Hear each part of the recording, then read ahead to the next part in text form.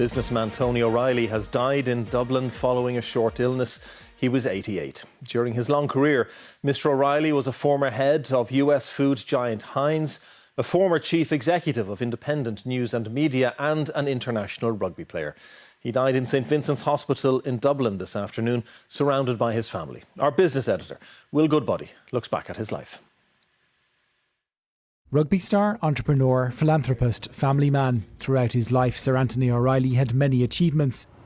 Born in 1936 in North Dublin, he was educated at Belvedere College and UCD, where he studied law. Oh no, O'Reilly's underneath it. O'Reilly he made his international rugby debut for Ireland aged 18 and later played for the Lions, setting a try-scoring record that still stands. Early in his career, he joined the Irish Dairy Board, where, aged 26, he invented the Kerrygold brand that became a global triumph. Around the same time, he married Australian Susan Cameron, and together they would go on to have 6 children. In the late 60s, US food giant Heinz spotted his ability, and he quickly rose the ranks to become president, chief executive, and then chairman. It provides the most interesting, attractive and challenging management opportunity for me personally. But at the same time, he also developed other businesses in Ireland. He led industrial holdings company Fitzwilton and explored for oil and gas with Atlantic Resources. In 1973, aged 36, he took control of independent newspapers.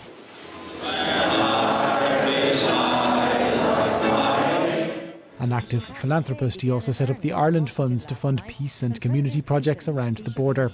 In the late 80s, his marriage to Susan ended, but he would later marry Greek shipping heiress Chris Kerlandris in 1991. Around the same time, he took control of crystal and ceramic group Waterford Wedgewood and saved it from financial collapse.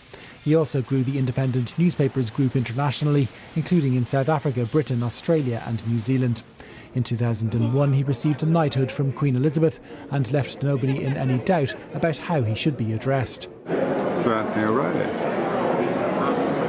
That year, he also became locked in a battle with businessman Denis O'Brien for control of the former state telecom company Eircom, and he won. But the two men were to face one another down years later in a boardroom tussle for control of independent news and media. The standoff ultimately resulted in the O'Reillys leaving the firm they'd controlled for 40 years and Mr. O'Brien taking over. In the meantime, though, the global financial crisis and changing consumer tastes created troubles for Waterford Wedgewood. It was forced into receivership, taking the jobs of workers and their pensions with it. Having bet many of his own assets to try to save it, Mr. O'Reilly found himself in financial difficulty. He was forced to sell his Irish properties and went into bankruptcy in the Bahamas. It wasn't the end to a stellar corporate career that many would have predicted.